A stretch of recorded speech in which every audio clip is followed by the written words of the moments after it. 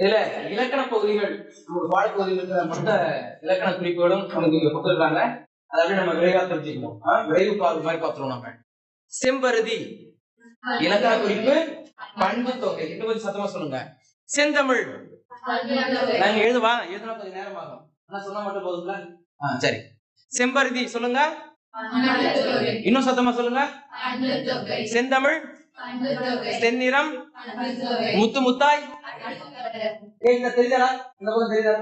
சத்தமா சொல்றா. முத்து முத்தாய், சிவந்து, வினை எச்சம். ஆமா. வியர்வை வெள்ளம், உருவகம், வெங்கதிர், பண்பு தொகை, உயர்ந்தோ, வினையால் அணையும் பெயர், இல்லாத, இல்லாத என்பதன் இடைக்குறை, இல்லாத என்பதன் இடைக்குறை. சரி. அடுத்தது வலை, சொல்லிசை அளவடை. எப்படி படிக்கணும்னு சொல்லிருக்கேன்? வலை. அதான் வலை, ஈ கிடையாது. வலை உணவுக்குள்ள சொன்ன ஞாபகம் இருக்கா? சரி. வலை சொல்லிசை அளவடை. பொய்யா, ஈறுகட்ட எதிர்மறை பெயரெச்சம். புதுப்பெயல், பண்பு தொகை. புதுப்பெயல் எப்படி பிரிக்கலாம்? கொடுங்கோல், பண்பு தொகை. கொடுமை கூட்டல் கோல். உளது, உள்ளது என்பதன் இடைக்குறை. மா தவம். ஆமா. தாழ்கடல், வினைத்தொகை. தாழ்ந்த, தாழ்கின்ற, தாழும் கடல். இல்லையா? தாழ்கடல் என்னது? வினைத்தொகை. தாழ்கடல். செற்றவர், வினையால் அணையும் பெயர். ஆமா. நுந்தை, நுண் தந்தை என்பதன் மறு.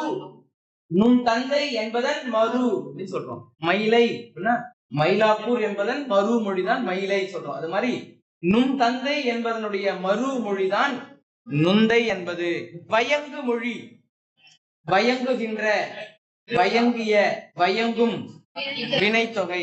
ஆமா. அடையா, ஈறுகட்ட எதிர்மறை பெயரெச்சம். அறிவும் புகழும் என்னுமை. சிறார், அளவடை. செய்யுளிசை அளவடை அல்லது இசை நிறை அளவடை. செய்யுளிசை அல்லது இசை நிறை அளவடை. மலரடி, மலர் போன்ற அடி. ஓமை தொகை. மலர் போன்ற, போன்ற வந்தானது ஓமை இல்லையா? அப்ப ஓமை தொகை. மறவா, ஈறுகட்ட எதிர்மறை பெயரெச்சம். வளர் தலம், வினைத்தொகை. மா மயிலை, உரிச்சொற்றொடர். பெருங்கடல், பண்பு தொகை. உழாது, செய்யுளிசை அளவடை. வெறிய, சொல்லிசை அளவடை. தொல்நெறி, பண்பு தொகை. தொன்மை கூட்டல் நெறி. தொன்மை கூட்டல் நெறி, முன்னின்றமை தெரிதல். அடுத்தது ஆடலும் பாடலும் என்னுமை. நகை, அழுகை, இழிவரல், மருட்கை, அச்சம், பெருமிதம், வெகுளி, உவகை என்று சொல்லக்கூடிய 8 மெய்ப்பாடுகளும் தொழிற்பெயர். 8 மெய்ப்பாடுகளும் என்னது? தொழிற்பெயர். அடுத்தது காய்நெல், காய்ந்த, காய்கின்ற, வினைத்தொகை. புக்க, புகுந்த அர்த்தம், பொருள். புக்க பெயரெச்சம். அரியா, ஈறுகட்ட எதிர்மறை பெயரெச்சம். கருந்தடம், கருமை கூட்டல் தடம். கருமை கூட்டல் தடம் என்னது? பண்பு தொகை. வெங்குருதி, பண்பு தொகை. வெந்து, சினந்து, வினையெச்சம். போந்து, வினையெச்சம். உன்னலிர், முன்னிலை பன்மை வினைமுற்று. முன்னிலை பன்மை வினைமுற்று. ஓர்மின், மின், ஏவல் பன்மை வினைமுற்று. மின் என்று வந்தால் ஏவல் பன்மை. 11ஆம் வகுப்பு நம்ம படிச்சிருக்கோம். மின் என்பது ஏவல் பன்மை வினைமுற்று.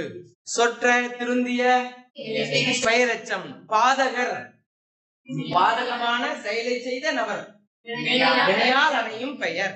ஊன்ற, ஊன்ற. வாய்த்த பெயரெச்சம். உவப்ப பெயரெச்சம். கொடுத்த பெயரெச்சம். ஈந்த பெயரெச்சம். கவான், அளவடை. என்ன அளவடை? செய்யுளிசை அளவடை அல்லது இசை நிறை அளவடை. தடக்கை, உரிச்சொற்றொடர். நீளம், ஆகு பெயர். இந்த இடத்துல ஆகு பெயர். உலகு அப்படின்னா இடவாகு பெயர். திருக்குறள் வரும். உலகு அப்படிங்கிறது இடவாகு பெயர். இந்த இடத்துல ஆகு பெயர். ஞாபகத்தில் வச்சுக்க. அருந்திரல், பண்பு தொகை. அருமை கூட்டல் திரள். திரள் என்றால் திறன், வலிமை. அருந்திரல், பண்பு தொகை. நெடுவழி, பண்பு தொகை. நெடுமை கூட்டல் வழி இல்லையா? நெடுமை கூட்டல் நன்மை கூட்டல் வாடை. அப்ப நெடுவழி. வெள்ளருவி, வெண்மை கூட்டல் அருவி. நெடுவேல், நெடுமை கூட்டல் வேல், பண்பு தொகை. நன்னாடு, நன்மை கூட்டல் நாடு, பண்பு தொகை. கடல் தானை, தானை என்றால் சேனை. கடல் போன்ற தானை, ஓமை தொகை. அவ்வளவுதான். அரவக்கடல், அரவம் என்றால் ஒளி, ஒளியை உடைய கடல், ஐ உடைய கடல். இரண்டாம் வேற்றுமை உருவும் பயனும் உடன்தொக்க தொகை. அரவக்கடல், அரவத்தை உடைய கடல். அரவம் என்றால் ஓசை, ஒளி என்பது பொருள். அப்ப ஒளியை உடைய கடல் என்பது பொருள். அப்ப என்ன சொல்லுவீங்க? இரண்டாம் வேற்றுமை உருவும் பயனும் உடன்தொக்க தொகை. சரி. மலைதல், தொழிற்பெயர். விரி, கடல், வினைத்தொகை. விரிந்த, விரிகின்ற, விரியும் கடல் அப்படின்னு நம்ம சொல்றோம். சரிங்களா? சரி. இப்ப இது புத்தகத்தில் இருக்கக்கூடியதும் இன்னும் கூடுதலாக இருக்கக்கூடியதும் நம்ம பார்த்துட்டோம். சரிங்களா? இப்ப இதுல நான் திரும்ப ஒன்று கேட்கிறேன். ஒரு 2-3 பேரை மட்டும் கேட்கிறேன் நான். உயர்ந்தோர் சொல்லுமா? உயர்ந்தோர் வினையால் அணியும் பெயர். நீ இயலாத, இடைக்குறை. நீ சொல்ற தம்பி. வலை, சொல்லி செயலப்படை. உட்காருங்க. நீங்க சொல்லுங்க. செற்றவன், வினையால் அணியும் பெயர். நீங்க சொல்லுங்க. நுந்தை, நுந்தை. நுண் தந்தை என்பதன் மறுமொழி. நீங்க சொல்லுங்க. வயங்கு மொழி, வயங்கிய வினைத்தொகை. எடுத்து கொடுக்க முடியாது இல்லையா? இப்ப நாங்க ஒரு முறை சொல்லும் போது நீங்க புரிச்சுக்கணும். சரி. அதுக்கப்புறம் அடையா, ஈறுகட்ட எதிர்மறை பெயரெச்சம். அறிவும் புகழும், எண்ணுமை. சிறார், செய்யுள் இசை அளபடை அல்லது இசை நிறை அளபடை. நீ மலரடி, ஏற்கனவே அதுதான் சொன்னேன். ஓமை தொகை. மலர் போன்ற அடி, மலர் போன்ற அடி. வாழ்த்துக்கள். உட்காருங்க. சரி. அதுக்கப்புறம் இளிவரல், மறுக்கை, எச்சம், பெருமிதம் இது எல்லாமே தொழிற்பெயர்கள் தெரியுது. காய், நெல், காய்ந்த, காய்கின்ற, காயும் இல்ல. இது பாடப்பகுதியா இருந்துச்சு நமக்கு முன்னாடி. இப்ப இதுல இருந்தாலும் அது தெரிஞ்சுக்க, கூடுதலா சில செய்திகள் தெரிஞ்சுக்க. அரியா, ஈறுகட்ட எதிர்மறை பெயரெச்சம். கருந்தடம், கருமை கூட்டல் தடம், கருமை கூட்டல் தடம். சரி. அடுத்தது வேற. உன்னலீர், நினைக்காதீர். எங்க இருக்கு? பாசம், வெறும் பாசம். என்ன உன்னலீர்? எங்க? ரச்சனை யாத்திரையத்துல இருக்கு. உன்னலீர், முன்னிலை பன்மை வினைமுற்று. ஓர்மின், ஏவல் பன்மை வினைமுற்று. சொற்ற, திருந்திய இதெல்லாமே பெயரெச்சங்கள். பாதகர் என்றால் பொருள் கூறுக. பாதகர்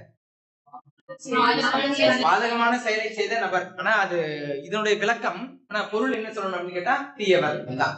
பாதகமான செயலை செய்பவர் யாரு? தீயவர் இல்லையா? சரி.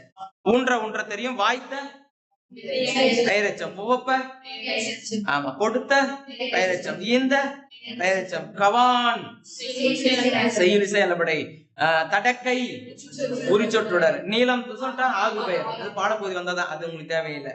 அருந்திரள், பண்பு தொகை. நெடுவேல், வெள்ளருவி, நன்மொழி, நன்னாடு, கடல் தானை, கடல் போன்ற தானை, ஓமை தொகை.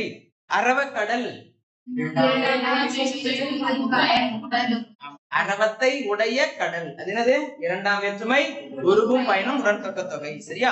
இந்த மாதிரி புத்தகத்துல நமக்கு கூடுதலா ஏதாச்சும் கேட்டாலும் நம்ம எடுத்து இருக்கிற எல்லாத்தையும் நம்ம சொல்லி தந்துருக்கேன். சரி. அடுத்தது பாருங்க. இதுல இருக்கு பகுபத உறுப்பிலக்கணம். பிரிப்பு முறை மட்டும் சொல்றீங்களா? பிரிப்பு முறை மட்டும் சொல்றீங்களா? சரி. சாய்ப்பான், சாய் கூட்டல் இப்பு கூட்டல் இப்பு கூட்டல் ஆண், சாய்ப்பான். சரியா? ரைட். அடுத்தது விம்முகின்ற, விம்மு கூட்டல் கின்று கூட்டல் விம்மு கின்று என்பது என்பது பெயரெச்ச விகுதி. வியந்து, இத்து இந்தானது கூட்டல் இத்து கூட்டல் ஊ இல்லையா? அப்ப விய என்பது பகுதி, இத் என்பது இந்தானது, இத் என்பது ஊ என்பது வினையெச்ச விகுதி. இருந்தாய் கூட்டல் இத் இந்தானது, இத்து கூட்டல் ஆய், ஆய் என்பது முன்னிலை ஒருமை வினை முற்று, முன்னிலை ஒருமை வினை முற்று. சரியா? ரெண்டு இருக்குது. ஆய் சொல்லிட்டேன். முன்னிலை ஒருமை என்னன்னது? ஐ ஒன்று ஆய் ஒன்று, இது ரெண்டும் முன்னிலை ஒருமை வினைமுற்று விகுதிகள். கூறினை அப்படின்னு கொடுக்கலாம். கூறு இன் ஐ அப்படின்னு பிரிப்போம். ஐ என்பது முன்னிலை ஒருமை வினைமுற்று. கூறினாய் சொல்றோம். ஆய் என்பது முன்னிலை ஒருமை வினைமுற்று. என்ன ஒண்ணும் புதுசா இல்ல. கூறினாய் அப்படின்னு சொல்றது முன்னாடி இருக்கிற ஒருத்தர் கிட்ட சொல்ற மாதிரி இருக்கு இல்லையா? கூறினாய் இப்ப நீதான் சொன்ன. அப்ப அது அது எப்படி படற்கையில் எப்படி நம்ம சொல்லுவோம்? முன்னாடி இருக்கக்கூடிய முன்னிலை ஒருமை அப்புறம் செயல் முடிந்ததை சொல்லுவோம். அதனால நம்ம என்ன சொல்றோம்? முன்னிலை ஒருமை வினைமுற்றுக்கு உரிய விகுதிகள் என்னது? ஐ ஆய் அப்படின்னு நம்ம பொறுத்திக்கிறோம். புரியுதுங்களா? அது மாதிரி இருந்தாய் அப்படின்னு சொன்னா ஆய் என்பது முன்னிலை ஒருமை வினைமுற்று கடைசியில் வர்றதுனால விகுதி. அதையும் எழுதணும். முக்கியமா இதுக்கு விடையே விகுதி தான் விடை. சிறப்பான விடை எதுன்னு கேட்டா முன்னிலை ஒருமை வினைமுற்று அப்புறம் விகுதி. புரியுதா உனக்கு? சரி. அப்ப நிறைய பேர் என்ன இதுல பெயரெச்சம் அப்படின்னு அதோட முடிச்சிடற. இல்ல பெயரெச்சம் இல்ல, பெயரெச்ச விகுதி. சரியான விடையே என்னது? விகுதி தான் சரியான விடை. புரியுதா? அடுத்தது பாருங்க. உயர்ந்தோர். உயர் இத்து இந்தானது இத்து கூட்டல் ஓர். ஓர் என்பது பலர்பால் வினைமுற்று விகுதி. பலர்பால் வினைமுற்று விகுதி. விலங்கி. விலங்கு கூட்டல் ஈ. சரி. வந்து வா கூட்டல் வா வா வா ஆனது வ இந்தானது இத்து கூட்டல் ஊ. ஆமா. வந்து 3 எழுத்து பிரிப்பு முறை 6. பிரிச்சிருவா. எங்க நீங்க பிரிச்சிருவா.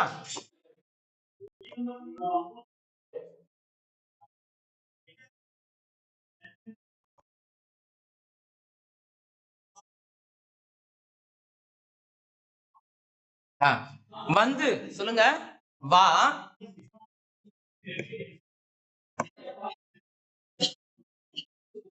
வா இது என்னவா மாறிச்சு? வ என்று மாறியது. அப்புறம் இத்து இந்தானது அப்புறம் இத்து கூட்டல் ஊ. வந்து இதுதான் நம்ம பிரிச்சிருக்கோம். ஆனா எழுத்துக்கள் 3 பிரிப்பு முறை 6. அப்ப இது மாதிரி சொற்கள் கேட்பாங்களா? கேட்கறதுக்கு வாய்ப்புகள் இருக்குது. உனக்கு இந்த மாதிரி கேட்பாங்க, அல்லது புத்தகத்துல செய்யுள் எழுதி ஏதாச்சும் ஒரு சொல் கேட்பாங்க. அந்த சொல் இந்த சொல் மாதிரியே இருக்கும். இப்ப வந்துக்கு பதிலா தந்து கேட்கலாமா? பாருங்க, ரெண்டுமே ஒரே முறை தான். தந்து தா என குறியது. அப்புறம் இத்து அப்புறம் அது இந்தாக மாறி இருக்கிறது. அப்புறம் இத்து கூட்டல் ஊ நம்ம சொல்றோம். அப்ப உனக்கு வந்து படிச்சுட்டு தந்து கூட்டானா இது சொல்லிலன்னு சொல்லுவியா? யோசிப்பியா? இல்ல, ரெண்டுமே ஒன்றுதான் அப்படிங்கறத நீங்க தெரிஞ்சு வச்சுக்கணும். இது மாதிரிதான் நமக்கு புத்தகத்துக்கு பின்னாடி இருக்கக்கூடிய சொற்களுக்கு நிகராக புத்தகத்துக்கு உள்ள இருக்கக்கூடிய சொற்களை கேட்பாங்க. எப்படி கேட்டாலும் நம்ம பிரிப்பு முறையை நம்ம தெரிஞ்சு வச்சுக்கிறதுனால நமக்கு எங்கேயுமே நம்ம குழப்பங்கள் வராது. சரியா? அப்படி உள்ள கொடுக்கிற சொல்ல நீங்க தேர்ந்தெடுக்கிற போது ஏதாச்சும் மாற்று கருத்து ஏதாச்சும் உள்ள திணிக்கிறதுக்காக வச்சிருக்காங்களா அப்படிங்கறத நீங்க யோசிக்கணும். ஏன்னா இது ரெண்டுமே பகுதியிலையும் வேறுபாடு விகாரங்கள் இருக்குது, சந்திலையும் விகாரங்கள் இருக்குது. அதனால இது மாதிரியான சொற்கள் கேட்பதற்கு வாய்ப்புகள் உண்டு. நம்ம பகுவதம் பாக்குற போதே இது மாதிரியான சொற்கள் ரொம்ப ரொம்ப முக்கியமான சொல் பார்த்திருக்கோம். பகுதியிலையும் அப்புறம் விகாரங்கள் வரக்கூடிய சொற்களும் நமக்கு ரொம்ப ரொம்ப முக்கியமான சொற்கள். கண்டான் கேட்பாங்களா? கட்டாயமா கேட்பாங்க. ஏன்னா நீ கண் பிரிப்ப அவங்க தான் எதிர்பார்க்கறாங்க. அப்ப கான் அதை பிரிச்சுட்டு அது கண் என்று ஆகியது விகாரம். இது நம்ம போறோம். புரியுதா இல்லையா? அது மாதிரி நமக்கு பகுதியிலேயே மாற்றங்கள் வரக்கூடிய சொற்கள் கட்டாயமா கேட்பாங்க. அந்த மாதிரி சொற்களுக்கு நீங்க எதிர்பார்த்துட்டு போகணும்.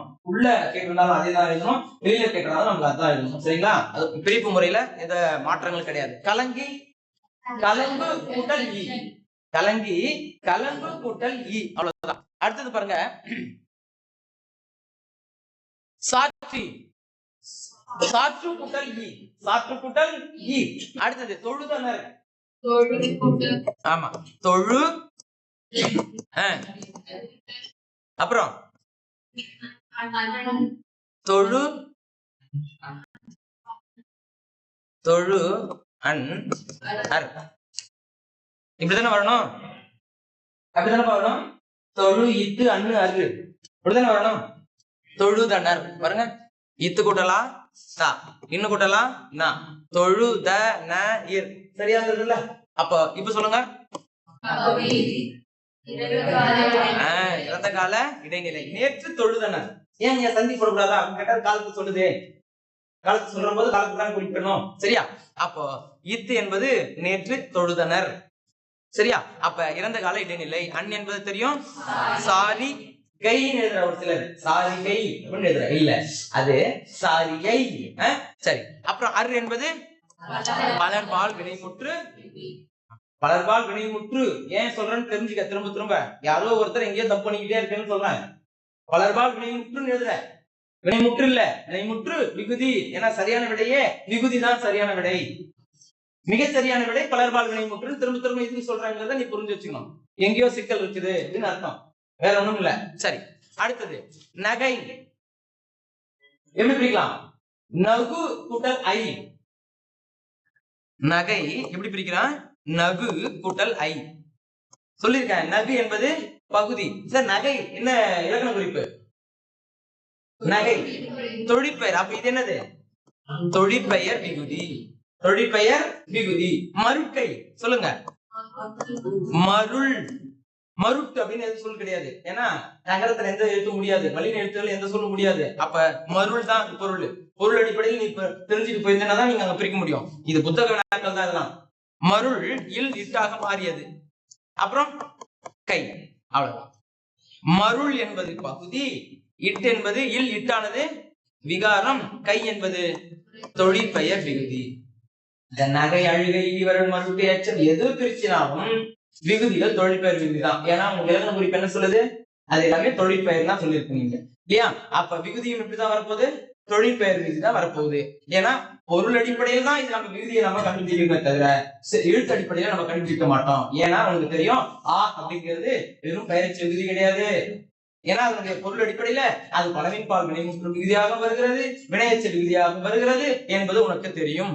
பார்த்தோமா இல்லையா? முன்னாடி ஆ என்பது பெயர்ச்சி விகுதி மட்டும்தான் வருமா? இல்ல. அந்த மாதிரி எல்லா உறுப்புகளை வைத்துக் கொண்டு மட்டும் நீங்க என்ன பண்ணக்கூடாது, அதை கண்டுபிடிக்க கூடாது. சொல் என்ன சொல்லுது, அதனுடைய இலக்கண குறிப்பு என்ன சொல்லுது, அதன் அடிப்படையில் தான் நீங்க அதை முடிவு பண்ணணும் விகுதிய. புரியுதா உனக்கு? சரி. அப்போ மருட்கை எப்படி பிரிக்கிறீங்க? மருள் இட்டு கை, அவ்வளவுதான். இக்கு கூட்டல் ஐலாம் பிரிக்கலாமா கேட்டா அதெல்லாம் பிரிக்க கூடாது. ஏன்னா கை என்பது தொழிற்பெயர் விகுதியாக இருக்கிறது அப்படின்னு நம்ம பிரிச்சிடறோம். அப்ப மருள் பகுதி இல்லுதான் இட்டாக மாறி இருக்கிறது. அடுத்தது கை. கை என்பது தொழிற்பெயர் விகுதி. பகுதி இல் இட்டானது விகாரம். அது ரெண்டு ஒரே வரையில் தான் எழுதுறீங்க. அதுக்குள்ளே மூன்றாவது வரைக்கும் போக கூடாது சொல்லியிருக்கிறேன் நான். சரிங்களா? அடுத்தது வெகுளி. எப்படி பிரிக்கலாம் சொல்லுங்க? வெகுள் கூட்டல் இ. வெகுள் கூட்டல் இ வெகுளி. பிரித்து புணர்ச்சி விதி தருக. கேட்கலாமா? என்ன விதி? ரொம்ப ரொம்ப எளிமையானது. நான் சொல்லு புதுசு உனக்கு.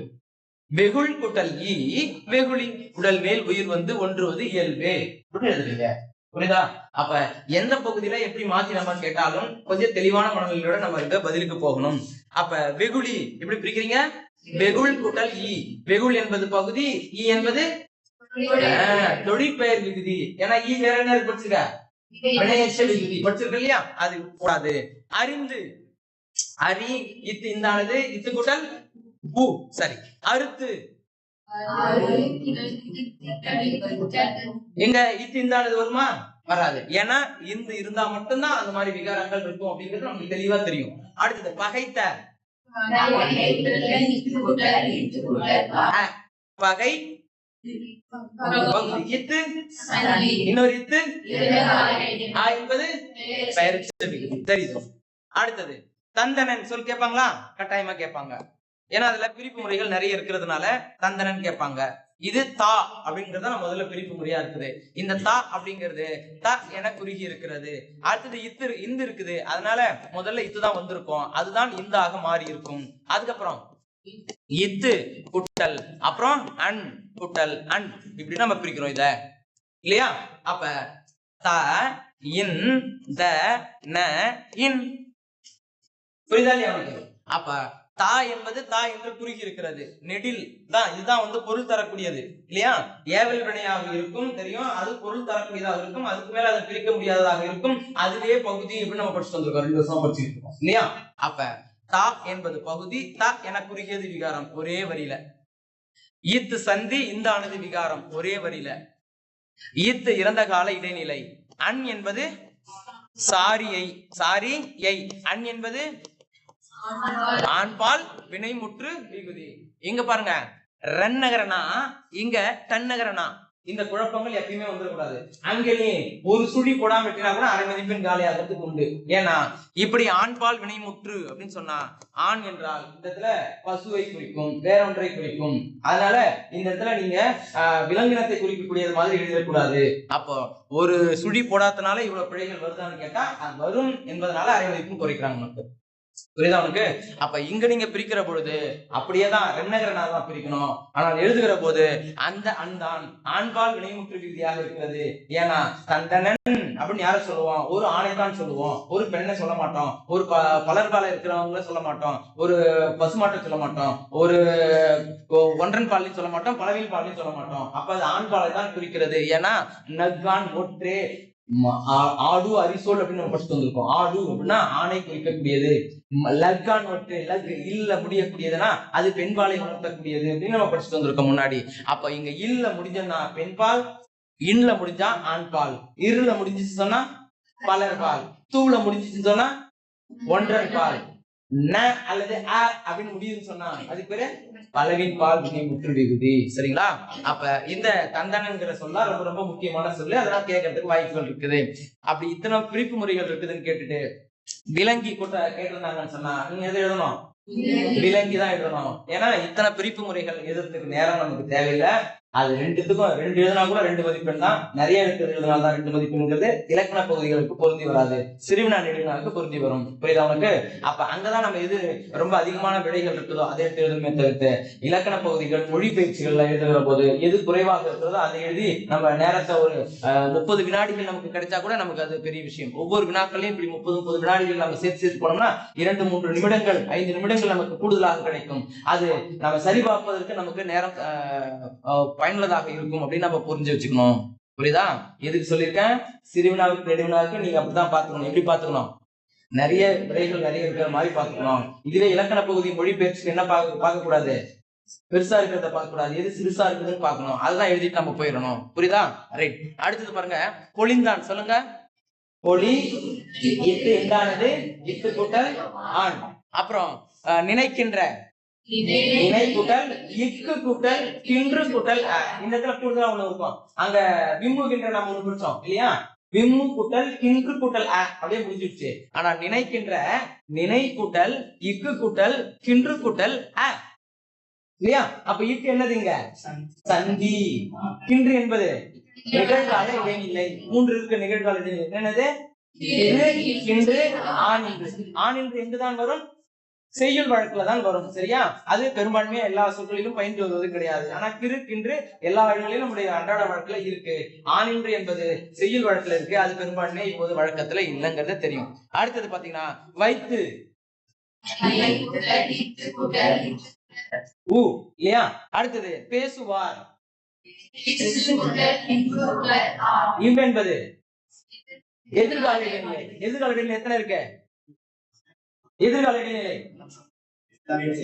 2 தான் இருக்கு. இப்ப இவ்வு இப்ப இவ்வு 2 தான் இருக்கு இல்லையா? இப்ப இவ்வு சொல்லுங்க. இப்ப இவ்வு இல்லையா? உண்பான் அப்படின்னு சொன்னா பேசுவார். இப்ப இவ்வு ரெண்டுமே வரக்கூடியது மாதிரி, வேற எதுவுமே கிடையாது. எதிர்கால இடைநிலை அதுதான் இருக்கு. சரியா? சில இடங்களில இக்கு என்பது வரும். ஆனா சொன்னாங்க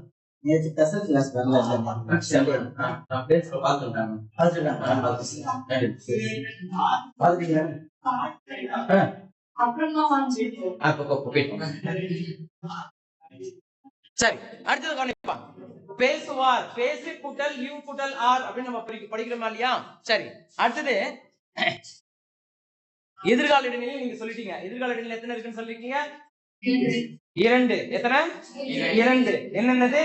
இப்ப இவ்வு இப்ப இவ்வு. சரி. அடுத்தது பாருங்க, கலைங்கு. கலை கூட்டல் இத்து இந்தானது இத்து கூட்டல் ஊ. இந்த மாதிரியான சொற்கள் நிறைய இருக்கு. அப்ப எல்லாத்துக்கும் ஒரே பிரிப்பு முறைதான். பிரிப்பு முறை ஒன்னே ஒன்றா, சொல் மட்டும் தான் மாற்றம். அப்ப இதே மாதிரியான சொற்கள் புத்தகத்துக்கு உள்ள இருந்து ஏதாச்சும் எடுத்து கேட்டாலும் நம்ம எழுதுறதுக்கு தயாராக இருக்கணும். புரியுதா உங்களுக்கு? சரி. பழித்தனர் எழுதலாம். பழி இத்து இத்து அண்ணு அரு. அப்போ இங்க பழி என்பது இத்தென்பது இறந்த கால இடைநிலை. அன் என்பது சாரி யை.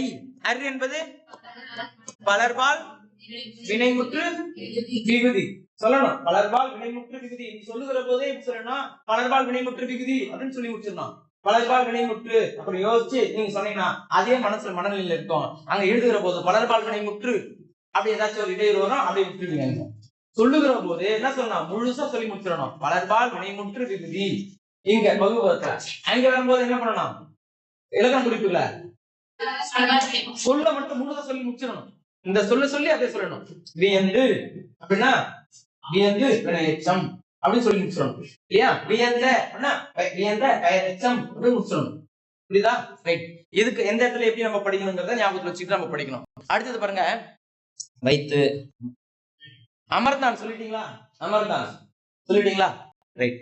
படித்தனர் இடிந்து பாருங்க, அதே மாதிரி திரும்ப சொற்கள் ஈந்த ஈந்த ஈ அப்புறம் இத்து இந்தானது அப்புறம் இத்து கூட்டல் ஊ. இதுவும் கொஞ்சம் இயல்பாக தான் இருக்கு. இந்த வா அப்புறம் இந்து அப்படின்னு சொன்னா அது ஊ போட்டிருக்கணும். ஈ என்பது பகுதி, இத்து சந்தி, இந்தானது விகாரம், இத்து இறந்த கால இடைநிலை, ஆ என்பது பெயரச்ச விகுதி அப்படிங்கிறது தமிழ். இதுல ஈந்துன்னு கேட்டிருந்தாங்கன்னா ஊ போட்டு வினைச்சு விகுதி நீங்க போட்டிருப்பீங்க. அடுத்தது அமர்ந்தனன், 2 இடத்துல கொடுத்துருக்காங்களா? ஆமா, 2 இடத்துல கொடுத்துருக்காங்க. சரி, அமர்ந்தனன் அமர் இத்து இந்தானது அப்புறம் இத்து கூட்டல் அன் அன் அமர்ந்தன் அன் இல்லையா. அமர்ந்தனன் தங்கனன் மாதிரி தான் நீங்க இருப்பீங்க. தாங்கிய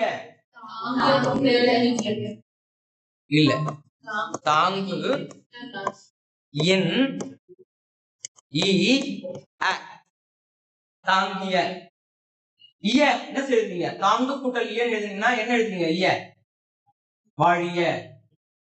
இய என்னது, அப்ப தாங்கிய பெயங்கோல் வினைமுற்றா, அப்ப தப்பு தானே அது.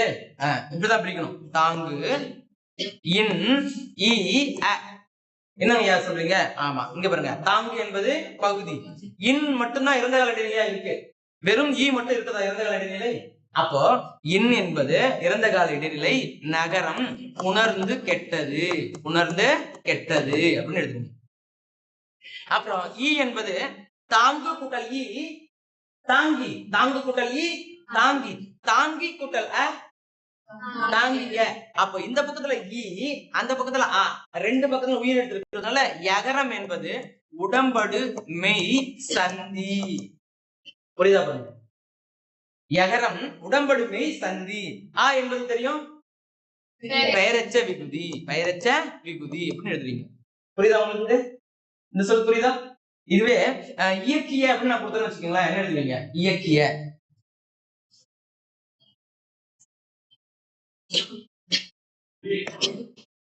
இயக்கிய சொல்லுங்க பார்க்கலாம். இயக்கு இன் ஈ கூட்டல் அ. இப்ப இந்த இடத்துல என்ன பண்ணணும், இன் முழுசா கிடையாது நமக்கு, அதனால மாற்றங்கள் எல்லாமே அடைப்புக்குறியில் தான் எழுதிருப்போம் நம்ம இல்லையா. இயக்கு இன் என்பது நகரம் உணர்ந்து கேட்டது, ஈய சந்தி, ஆ என்பது வினையச்ச விகுதி. இயக்கிய அல்ல இல்ல சரிதான், இயக்கிய அப்படிங்கறது பெயரச்ச விகுதி தான், பெயரச்ச விகுதி தான். இதுவே இயக்க அப்படின்னு சொன்னா அங்க வினையச்ச விகுதி வரும். இயக்க அதுவே ஆதான் வரும். இயக்க இயக்க அப்படின்னு சொன்னா இயக்கு கூட்டல் அ. எப்படி பிரிப்பு பாருங்க, இயக்கு கூட்டல் அ, இயக்க இல்லையா. இயக்கு என்பது பகுதி, ஆ என்பது வினையச்ச விகுதி. இந்த இடத்துல இயக்க செய்தார், இயக்க வைத்தார், ஆனால் அங்க இயக்கிய மாணவன். புரியுதா இல்லையா? இங்க பெயரச்சம் தான், இங்க அது வினையச்சம். இப்படி கொடுத்தாங்கன்னா அது நீங்க கவனமா இருந்துக்கணும். சரியா? தாங்கிய இயக்கிய இதெல்லாம் ஒன்றுதான், ஆனா இதுல பெயரச்ச விதிகளும் இருக்கு வினையச்ச விதிகளும் இருக்கு அப்படிங்கறத நீங்க தெரிஞ்சு வச்சுக்கணும். எப்படி கண்டுபிடிப்பீங்க? இப்ப தாங்கிய அப்படிங்கிறது ஒரு முற்று பெறாத ஒரு சொல் தெரிஞ்சுக்கிட்டீங்களா? பக்கத்துல என்ன சொல் போட்டா அது சரியா இருக்கும் பாருங்க. தாங்கிய என்னுடைய தந்தை, தாங்கிய என்னுடைய பெற்றோர் நம்ம போடுவோம் இல்லையா. அப்ப இயக்கிய தாங்கிய இது எல்லாமே பாத்தீங்கன்னா ஒரு பெயர் சொல்லை கொண்டு நிறைவடையும், அதனால அது என்னது பெயரெச்சம். இது பாருங்க இயக்க பெற்றோர், பொருந்தி வருதா? இயக்க செய்தார், இயக்க வைத்தார், இயக்க சொன்னார், பொருந்தி வருது. அப்போ சொன்னார், வைத்தார், இது எல்லாமே வந்து வினை சொற்கள். அப்போ இது வினையெச்சம். அப்ப முடிகிற போது எப்படி முடியணும்? வினையெச்ச விகுதியாக முடியணும். ரெண்டுத்துக்கு வேறுபாடுகள் தெரியுதா உங்களுக்கு? சரி, அடுத்தது போறோம். தாங்கிய செம்பருதி. இது வரைக்கும் என்ன பண்ணோம்? முடிஞ்சிருச்சு. பகுப்பத உறுப்பிலக்கணம் முடிஞ்சிருச்சு. இப்ப இதுல ஏதாச்சும் சொற்கள் உங்களுக்கு திரும்ப ஏதாவது தெரிஞ்சுக்க வேண்டியது இருக்குதா? ஏதாச்சும் சொற்கள் சொல்லுங்க. திரும்ப நான் பார்க்கணும் ஏது ஒரு மாதிரி இருக்கு. ஏதாச்சும் எந்த சொற்கள்? இப்ப அது மாதிரி எழுத போறீங்க, நீங்க வித்தியாசமா எழுத போறீங்க, அதான் கேட்கிறேன். வித்தியாசமா இருக்கக்கூடியதை தெளிவா தெரிஞ்சு வச்சுக்க. நான் வித்தியாசமா இருக்கக்கூடிய சொற்கள் மட்டும் தான் இப்ப உங்களுக்கு தரப்போறேன்.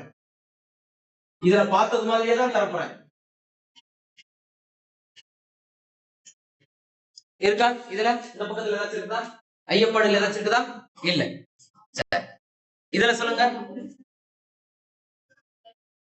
இதுல ஏதாச்சும் இருக்குதா?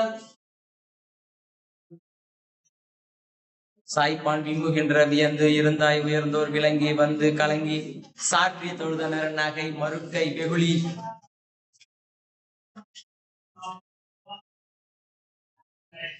சரியா இருக்கு.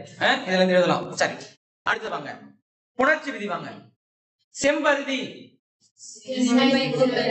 செம்மை கூட்டல் பருதி. முதல் விதி. கடைசி தேர்வு கூட அந்த கட்டம் போட்டு எழுதுற பழக்கம் இன்னும் வரல. நமக்கு இன்னும் மாற்ற வேண்டியது இருக்கு. இன்னும் அந்த பதிலளிப்பு முறைகள்ல மாற்றம் இருக்கு. இது வரைக்குமே நான் சொல்லக்கூடாது, முன்னாடியே நீங்க அதெல்லாம் சரி பண்ணிட்டு இருக்கோம். இதுதான் பதிலளிக்கிற முறை. அந்த முறைப்பாடுல நம்ம மாறக்கூடாது. அதுக்கப்புறம் நம்ம ஒரு பிழையா நம்ம கலைஞ்சிட்டு வந்துட்டோம். இந்நேரம் அந்த பிழைகள்லாம் நீக்கி இருக்கணும். பதிலளிக்கிற முறை, வினாத்தாள் வடிவமைப்பு, விடைத்தாள் வடிவமைப்பு அப்படிங்கிறது இன்னும் சிக்கல் இருக்கு ஒரு இடத்துல, சில இடங்கள்ல. சரியா? அது கொஞ்சம் கவனிச்சுங்க. விதி, ஒரு விதி வருதுன்னா விதி மட்டும் எழுதுங்க. நிறைய விதிகள் இருந்தா விதிகள் மாற்றங்கள் கட்ட போட்டு பிரிச்சிருங்க அப்படியே. புரியுதா? சரி, அடுத்தது பாருங்க. செம்பருதி எப்படி பிரிக்கிறீங்க? செம்மை கூட்டல் பரிதி. பரிதினா என்னப்பா? சூரியன். சூரியன். சரி, அப்ப இப்படி நம்ம பிரிச்சுறீங்க. ஏன்னா பிரித்தலுக்கு ஒரு மதிப்பெண் உங்களுக்கு தெரியும். அதுக்கப்புறம் தான் நம்ம கட்டம் போட்டு எழுதுறோம். என்னென்ன கட்டம் போடுறோம் நம்ம? இங்க விதி, அப்புறம் இங்க மாற்றம் அப்படின்னு எழுதுறோம். இங்க என்னென்ன முதல் விதி என்ன வருது? ஈறு போதல். ஈறு போதல் அப்படின்னு எழுதுறோம். போதல் எழுதிட்டு இங்க செம் கூட்டல் பருதி எழுதலாமா? செம் கூட்டல் பருதின்னு வேணாம், செம்பருதின்னு எழுதிடலாம். செம்பருதி இப்படி எழுதினாலும் சரிதான், அல்லது நேரடியா நீ செம்பருதின்னு எழுதினாலும் சரிதான். புரியுதா? அப்ப இத பென்சில்ல சாய் போடுறீங்க. ஏன்னா ஈறு போதல் அப்படிங்கிற விதிப்படி என்ன நடந்துச்சு அப்படிங்கறத நீங்க எழுதுவீங்க. புரியுதா? ரைட். அடுத்தது பாருங்க, எத்திசை.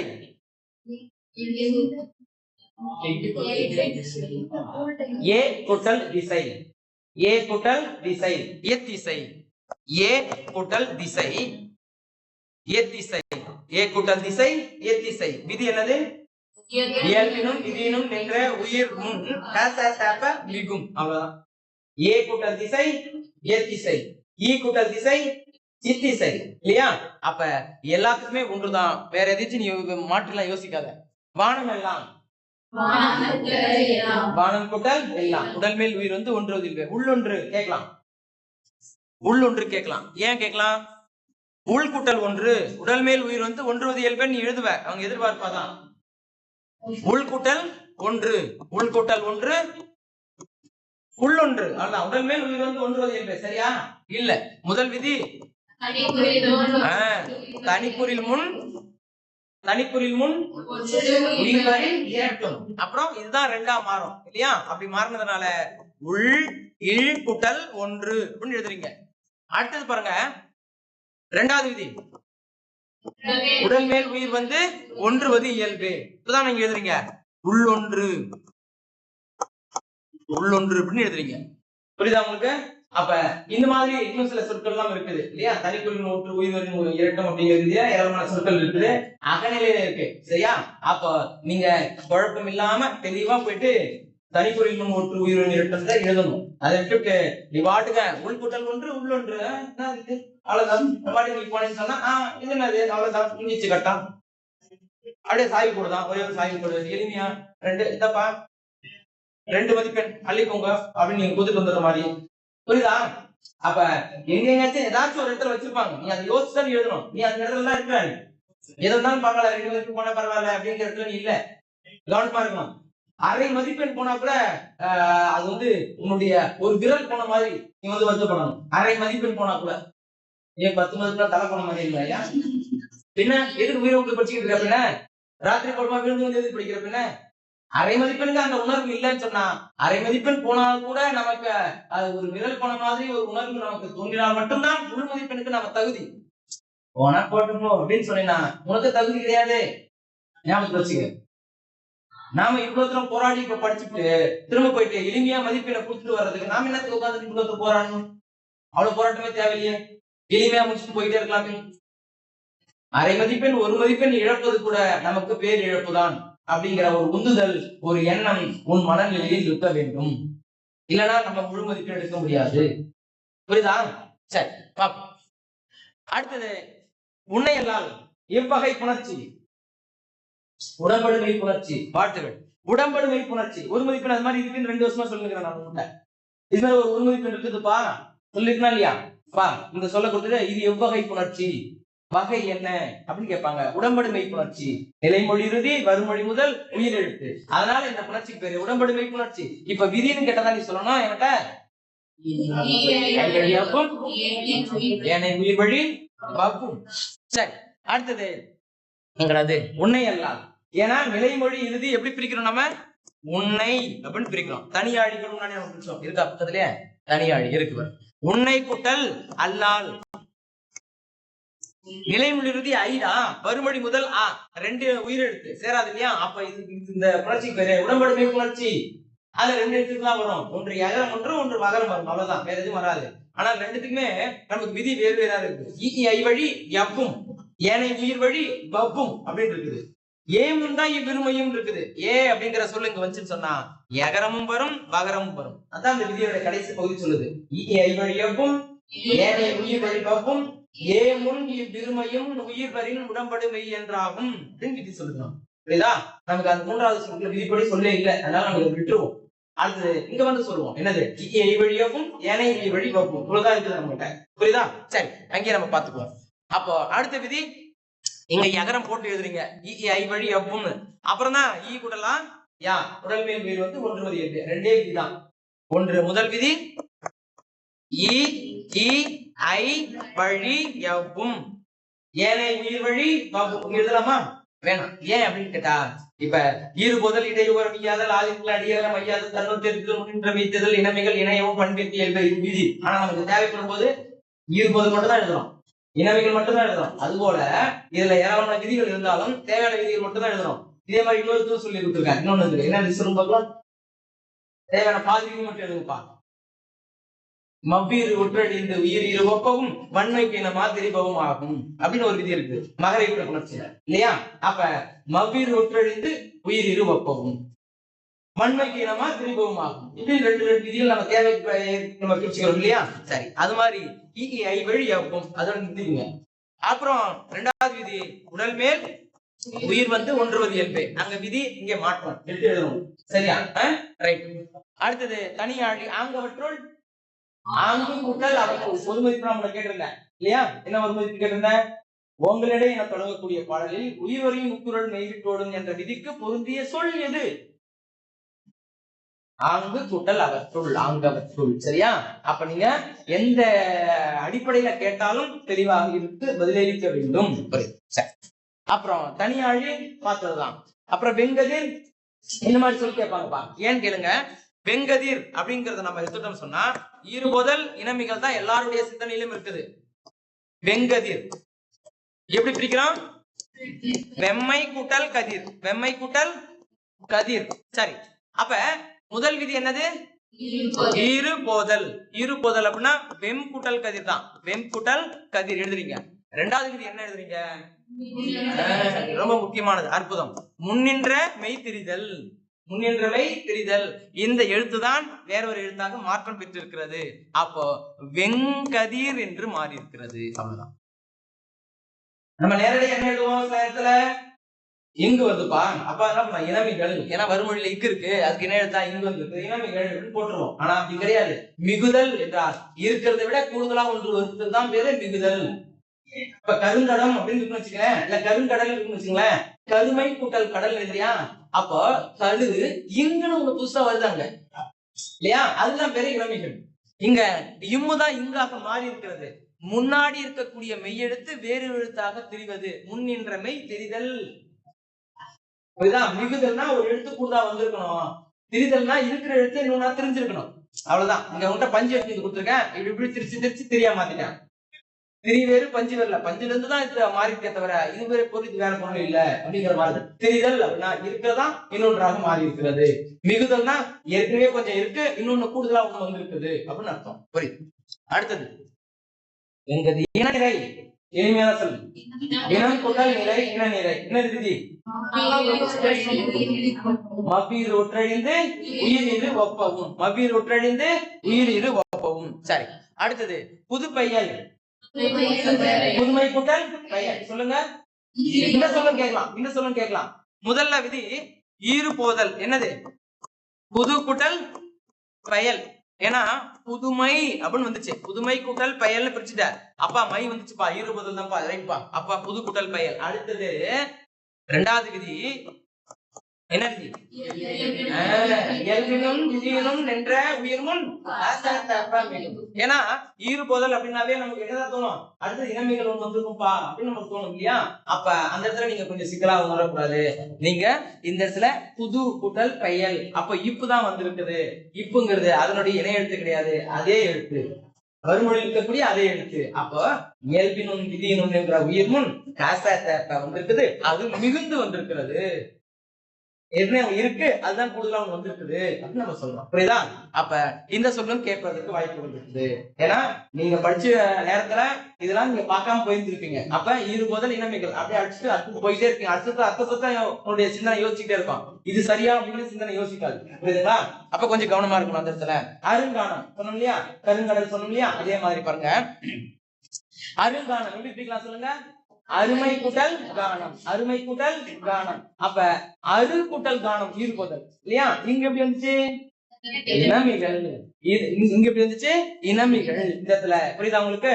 அப்ப இனமிகள் எப்படி வரும், அதுக்கப்புறம் முன்னேற்றமை தெரிதல் எப்படி வரும், இயல்பினம் விதி என்ற உயிர் முன் காசாத்தப்ப எல்லாத்துக்கும் முன்னாடியே ஈடுபதல் தான். நான் சொன்ன எல்லா விதிகளுக்கு முன்னாடியும் ஈடுபதல் தான் இருக்குது. ஆனா எந்த இடத்துல எது பொருந்தி வரும்ன்றதை நம்ம தெரிஞ்சு வச்சுக்கணும். ஈறுபோதல் முதல் விதி, இரண்டாவது விதி முன்னின்ற திருத்தலும் இருக்குது இல்லையா? அப்புறம் ஈறுபோதல் இயல்பினம் விதி நின்ற உயிர் முன் காசா தாப்ப மிகும் புது பெயல். ஈறுபோதல் தான் அடுத்தது இயல்பினம் விதி நின்ற உயிர் முன். சரியா? அடுத்தது ஈறுபோதல் இனமிகள். இங்க பாருங்க, அருங்கானம் அருமை கூட்டல் கானம், ஈறுபோதல் அரு கூட்டல் கானம், இங்கு என்பது வந்திருக்குது. அப்ப இது இனமிகள். புரியுதா இல்லையா? அடுத்தது ஒருமையுடன். எவ்வகை புணர்ச்சி? ஒருமை கூட்டல் உடன், உடம்படுமை புணர்ச்சி. ஏன் இவ்வளவு யோசிக்கிற?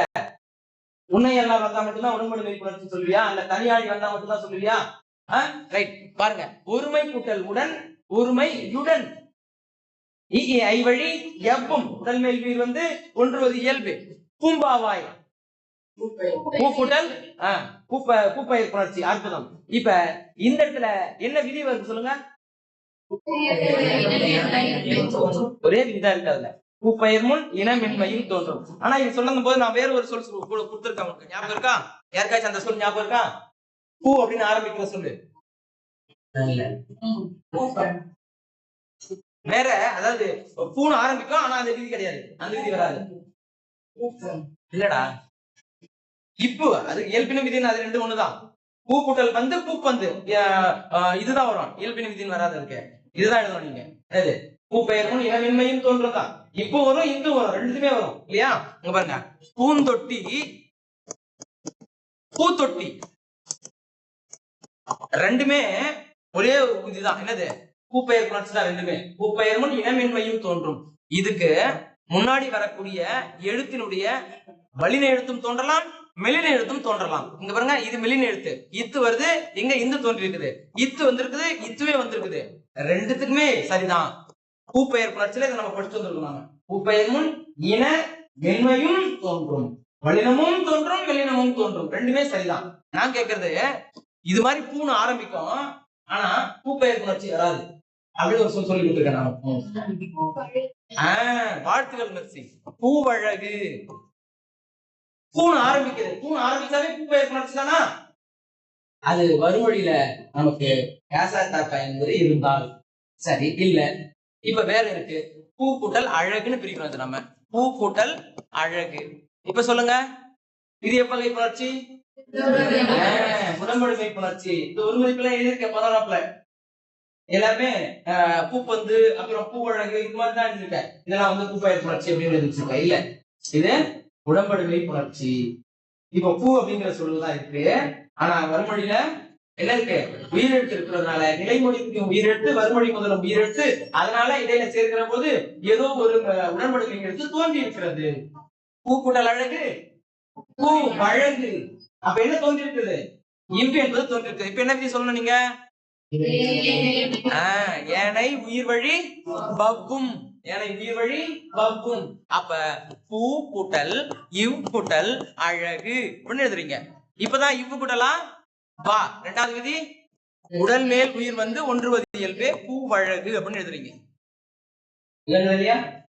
99% பூ அப்படின்னு ஆரம்பிச்சா என்னதான் வரும்? பூ பெயர் முன் இன வெண்மையும் தோன்றுதான். இங்க பாருங்க, பூ கூட்டல் தொட்டி பூந்தொட்டி தான். பூ பெயர் முன் இனமென்மையும் தோன்றும். இதே இதெல்லாம் சரி. பூ கூட்டல் தொட்டி பூத்தொட்டி, பூ பெயர் முன் இனமென்மையும் தோன்றும். இத்து போட்டாலும் சரி. ஆனா உனக்கு பூந்தொட்டின்னு கொடுத்துட்டு நீ பூத்தொட்டின்னு எழுதக்கூடாது. இதுதான் வந்திருக்குதுப்பா, இதுக்கு என்ன விதின்னு கேட்கிறாங்க அவங்க. நீ இதுதான் வந்திருக்குது, ஆனா இதுதான் சரி அப்படின்னு எழுதியா? இல்ல. எப்படி இருக்கு இது? இது எப்ப எப்படி கேட்பான்னு கேட்டா, பூ கூட்டல் தொட்டி சேர்த்து எழுதி இலக்கண விதி கூறுகன்னு கேட்டாங்கன்னா நீ ரெண்டுல எது எதுனாலும் சரி. புரியுதா? இவங்க பூந்தொட்டின்னு கொடுத்துட்டு பிரித்து புணர்ச்சி விதி கூறுகன்னு கேட்டாங்கன்னா பூ கூட்டல் தொட்டி, பூ பெயர் முன் இனமென்மையும் தோன்றும், பூந்தொட்டி தான் சரி. இதான் அவங்க கேட்டிருக்காங்க. ஆனா இது மாதிரி கொடுத்துட்டு உனக்கு சேர்த்து எழுதுக, அதுக்கான விதி கூறுக அப்படின்னு கேட்டாங்கன்னா பூத்தொட்டின்னு எழுது, பூத்தொட்டின்னு எழுது அல்லது பூந்தொட்டின்னு எழுது. விதி ஒன்னே ஒண்ணுதான், பூ பெயர் முன் இனமென்மையும் தோன்றும் தான். இல்லைங்களா? போயிட்டு வாங்க, அடுத்தது நம்ம தொடருவோம். நன்றி, வணக்கம்.